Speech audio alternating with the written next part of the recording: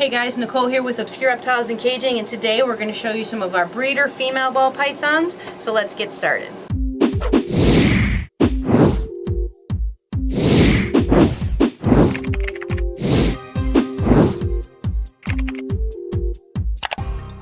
Hey guys, sorry it's a little noisy. We got a bunch of stuff going on right now. We got a brand new big HEPA filter going.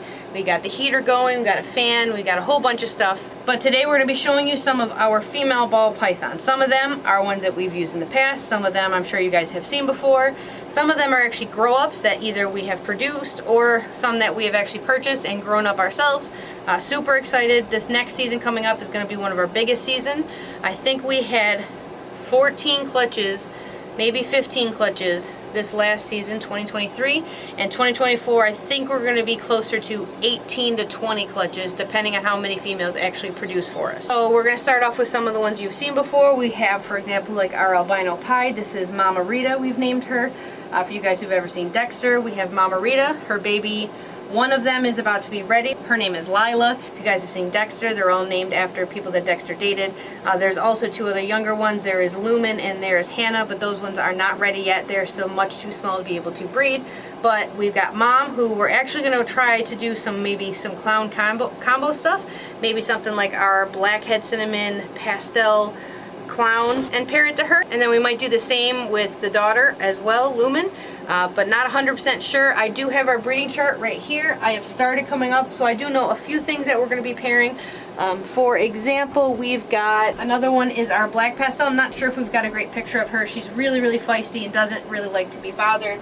But our black pastel pied, she is going to be bred specifically to our cinnamon banana female maker pied. We did him with our cinnamon pied, and we did not hit any pure white snakes, which is what happens when you get a super cinnamon pied. So we're kind of hoping for a black pastel cinnamon. It won't be exactly a panda pied, but it'll be very dark, and if we could throw some banana in that, make it a little bit healthier, more genetics, that's what we're going for. We've also got our spider cinnamon calico, which we have just bred her, and we found out that one of the parents, it's either her or our blackhead Mojave mahogany cinnamon, one of them have enchi in it, and just based on pictures, we have the breeder we purchased them from. He believes that it's actually the spider combo, so not just is she a 3 gene, she's actually a 4 gene. So she's super awesome. She shows no wobble in her clutch of, I believe it was 7. If they finally hatched or shed, or if they finally shed, I'll take a photo. But we only ended up with one that had even a little bit of spider in it, and again, that one's super healthy. If you guys are breeding spiders, I highly recommend throwing a bunch of genetics in there, so that way they're a lot more healthy and you can avoid the wobble or babies that just don't thrive very well.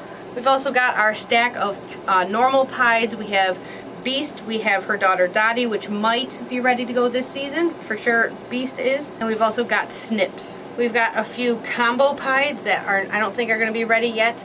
We've also got our Candino pied, which should be ready to go by the end of the season. She's already around the 1,500 gram mark. We're not going to actually be breeding anybody for a couple of months yet because we really want to make sure everyone is big as strong as possible. And normally, our snake season, we start breeding in normally November, but we don't start to get eggs. We get a few clutches by like April, May, but most of them are during summer. So we're actually going to push back the start of breeding season to see if we can't condense the season of when we actually get eggs. I'm sure with my luck, we're still going to get them sporadic, but it's going to push everything back even further, but we figured we'd give that a try. In the next few years, we want to get a bigger breeding facility. We want to be able to move, so I want to do some really cool stuff, maybe experiment now when we still have, you know, a full-time job, stuff like that. It's probably the season, not next, but the season after that.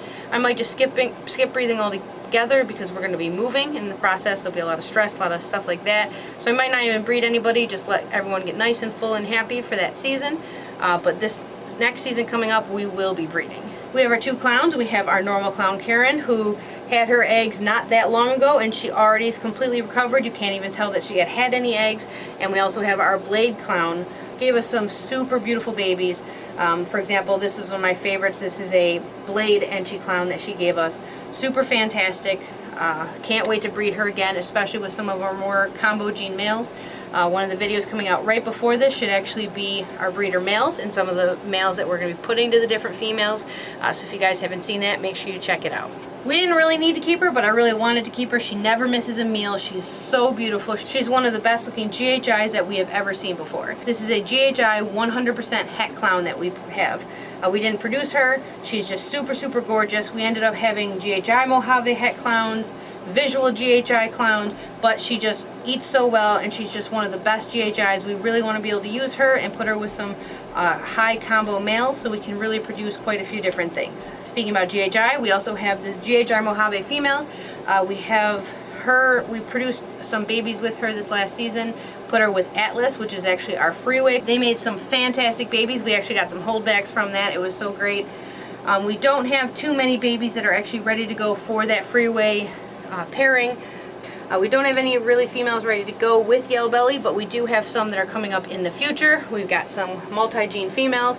We've got a super stripe. We've got a couple different things with Yellow Belly in it to be able to use with him. So probably no freeways this season, but in the seasons to come, we should have some. Our female that took the longest to actually give us eggs is our Lesser Mojave Blue-Eyed Lucy. Her name is Beauty. We actually have eggs we're going to be cutting here in the next couple of days. They're not going to be ready to go until next spring just because we can't ship anymore. And we paired her with quite a few different males, especially our GHI Mojave Tyrone, which is this beautiful guy. So hopefully we'll be able to use her with a bunch of different males. I'm really hoping that the Blackhead Mahogany Mojave Cinnamon is the dad to some of these babies so we can get some really cool combos, but I never actually saw them pairing. I did see her with Tyrone, that GHI Mojave, so we're going to have to wait till we cut those eggs soon. But her especially, she always loves to have eggs later and later in the season. So I'm really hoping that waiting a little bit longer to breed and then getting everybody going, maybe we can condense when we actually get eggs. Because our first clutch was in April, and then they started hatching, and now we are in middle of November. November 20th is when, November 15th or 20th. When we can cut the last clutch. So instead of having our incubator running for so long, hoping to condense it a little bit, probably won't work, but it's worth giving it a shot. We have our big banana pied. We also have her daughter Mango. Mango's not going to be big enough yet. She's a little bit picky, a little stubborn, so we're going to hold her back. Same with, for example, Morel, which is my wife's favorite snake. We hold her in a lot of videos. She's really picky when it comes to, they want to eat all the time, and then they kind of go on little mini strikes, so they both are on the smaller side. They're only 3 years old, so sometimes keep in mind your snakes could be ready to go at 3 years old, like that GHI het clown who is like 1600 grams already. She is actually a little bit younger than Morel and the Mango, the banana pied. Sometimes they just grow at different rates. Sometimes they're more picky. Sometimes they never skip meals.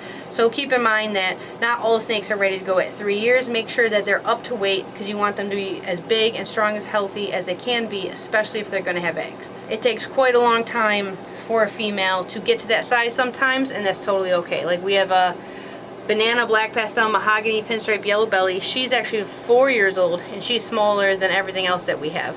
Probably have a picture I could throw up here. She's really not that big, probably about 1,000 grams.